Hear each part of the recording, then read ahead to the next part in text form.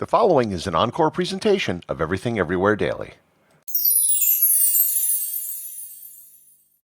During World War II, Allied soldiers would often spend their time listening to the radio. They could, at least for a little while, be transported back home by listening to popular music, with the soothing sounds of a female radio host with a flawless American accent. And along with the music, the troops would also get a healthy dose of enemy propaganda. Learn more about Tokyo Rose and Axis Sally, how they got stuck doing radio, and what happened to him after the war on this episode of Everything Everywhere Daily.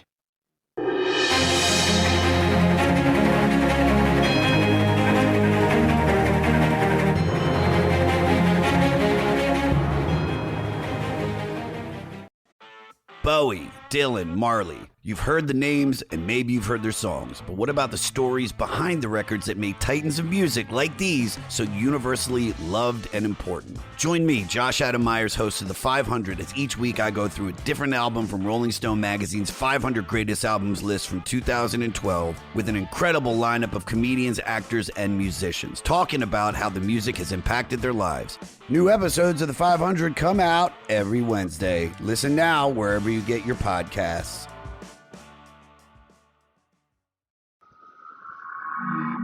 We all enjoy a little mystery.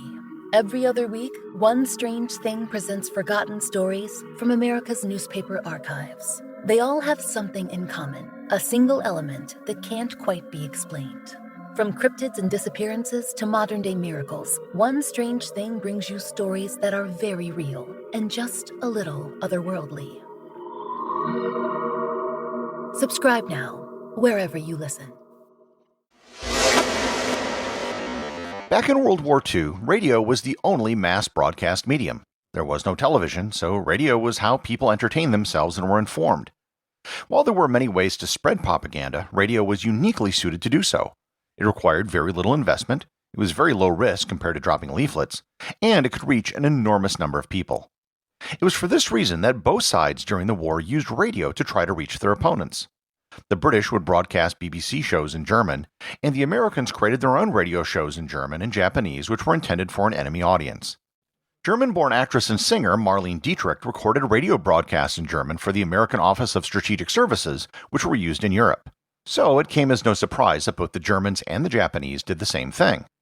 In the Pacific and in Asia, it was common for the Japanese government to produce English-language radio programming using female hosts for their show. These programs would be broadcast out of cities like Manila, Shanghai, and Tokyo, which were occupied by the Japanese. They would play popular American music, interspersed with heavily slanted news updates which were intended to demoralize American troops. American soldiers did in fact listen to these broadcasts because there wasn't much else to listen to.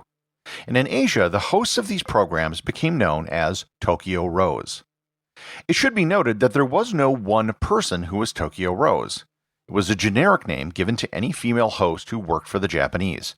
In fact, none of the hosts ever called themselves Tokyo Rose. It was a name used by the soldiers. Tokyo Rose served as a focal point for American anger in the Pacific because it was an actual person who spoke their language. For the most part, their enemy was a distant, faceless opponent with whom they couldn't communicate. Tokyo Rose, however, was someone who talked directly to them. She would tell the Americans of their defeats, ignoring Japanese defeats of course, and try to sow doubt about their chances of victory and the justness of their cause. When the war ended, many people wanted to see Tokyo Rose caught and punished. While there was in fact no one person who was Tokyo Rose, there was one person for whom almost all the anger directed at Tokyo Rose came down upon, an American woman by the name of Eva Toguri. Eva was born in the United States in 1916 in Los Angeles, California. Her parents were immigrants who moved to the U.S. in 1899 and 1913, respectively. She graduated from UCLA in 1940 with a degree in zoology. In July of 1941, she traveled to Japan to visit an ailing relative. She didn't have a passport, just an identity card which she used to enter Japan. She applied to the U.S. State Department while in Japan to get a passport to return home, but something happened before it was issued. A little thing called Pearl Harbor. Eva was now stuck in Japan, a country that was at war with her homeland. All communication and transportation between the two countries were cut. The rest of her family back in the U.S. were placed in an internment camp in Arizona. The Japanese government pressured her to renounce her U.S. citizenship, but she refused to do so. She was declared an enemy alien. She could still work, but she was denied a ration card and other privileges, including living with her family in Tokyo. She eventually took a job as a secretary at Radio Japan. In November 1943, the Japanese came up with the idea for a program where prisoners of war would be forced to broadcast propaganda. This first show was called The 0 Hour, and it was hosted by Eva Toguri. She agreed to host the show only if she didn't have to say anything explicitly anti-American, which she never did. The producer of the show was an Australian POW named Charles Cousins, who was captured during the fall of Singapore. He had radio experience back in Australia and was basically threatened with execution if he didn't produce the show. The name Eva used while she was on the air was Orphan Anne. She would introduce music and did comedy sketches, but she never herself did any news segments. When the war was over, many people wanted to see Tokyo Rose arrested because she was such an identifiable symbol of the Japanese government. Cosmopolitan magazine offered $2,000 for an interview with Tokyo Rose, which would have been enough money for her to finally get back home. When she came to the interview, it was a setup. She was never paid the money and was put into the custody of the FBI. She was held in custody for a year, during which time the FBI and the military government under Douglas MacArthur conducted an investigation, interviewing hundreds of people, including the POWs that worked on her show. They also dug up hundreds of documents to see if she had committed any crimes. After a year, she was released after the FBI and U.S. Counterintelligence Service found no evidence of wrongdoing. However, this wasn't the end of her problems. Back in the U.S., the public, led by newspaper columnist Walter Winchell, campaigned to have her tried for treason. In 1948, she was rearrested in Japan and returned to the U.S. to stand trial. And here I need to move the story from Japan to Germany, because they too had their own version of Tokyo Rose, known as Axis Sally. Unlike Tokyo Rose, which was a name given to many different people, there were not as many Axis Sallys, and in particular, it was a very specific person, Mildred Gillers. Gillers was born in 1900 in Maine. She was a vagabond for most of her life, moving around trying to make a go of it as an actor or a model. She eventually left the United States in 1929 to live in Paris for 6 months. In 1933, she left the United States again, going to Algeria to work for a dressmaker, and then landed in Dresden, Germany to study music and teach English. In 1940, she got a job with German state radio as an announcer. In 1941, the United States advised all Americans to leave Germany, but by that time she was engaged to a German national who wouldn't marry her if she returned to the U.S. When war broke out in late 1941, she couldn't go back if she wanted to. In 1941, Gillers was recruited into hosting a show called Home Sweet Home, which had popular music, and spent a lot of time telling soldiers how their sweethearts back home were being unfaithful to them. Her most famous broadcast was a radio play called Visions of Invasion, which aired a few weeks before D-Day. She played the role of a mother who lost her son in the invasion of Europe. She was recruited into hosting multiple shows and in fact was broadcasting up until May 6 of 1945, just 2 days before the surrender of Germany. The Americans knew who she was due to interviews she had with POWs during the war, and she was arrested in March of 1946. She was flown back to the U.S. on August 21st of 1948, just 1 month before Eva Toguri. As with Toguri, she was charged with treason, and the American public wanted justice. The trial of Axis Sally began first on January 25, 1949. The case against Mildred Gillers was the stronger of the two. The Federal Communications Commission had recorded hundreds of hours of her recordings, which were able to reach the U.S. via shortwave. Moreover, the Nazis had forced her to sign an oath of loyalty to Adolf Hitler, and the Allies found the document.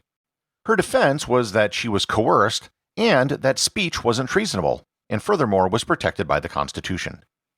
In March, she was found guilty of 1 count of treason, specifically for the Vision of Invasions broadcast she did before D-Day. She was sentenced to 10 to 30 years in prison. The Tokyo Rose trial was a much more difficult case to prove. They didn't have the documentation as they did with Axis Sally. There was no oath of allegiance, and in fact, Toguri refused to announce her American citizenship. She had several witnesses who testified on her behalf. Her trial was the longest trial in American history up until that point. She was charged with 8 counts of treason, but in the end, she was only convicted on 1. And that 1, even in the description of the court, was pretty weak. The charge she was convicted on said, quote, that on a day during October 1944, the exact date being to the grand jurors unknown, said defendant at Tokyo, Japan, in a broadcasting studio of the Broadcasting Corporation of Japan, did speak into a microphone concerning the loss of ships. End quote. She was convicted of speaking into a microphone concerning the loss of ships. She was convicted to 10 years in prison. Millard Gillards was released in 1961. While in prison, she converted to Catholicism and went to live at a convent in Ohio, teaching languages and music. She died in 1988 at the age of 87. Eva Taguri was released in 1956 after 6 years and 2 months in prison. Her story took a very different path than Mildred Gillard's.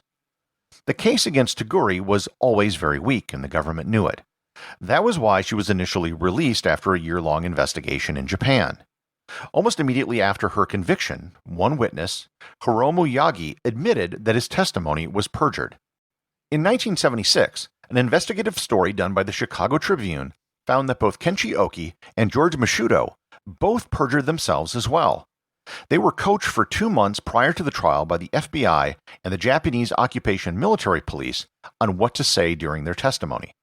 Both were threatened with treason themselves if they didn't testify. A television report by 60 Minutes on how she was railroaded during her trial cemented her innocence.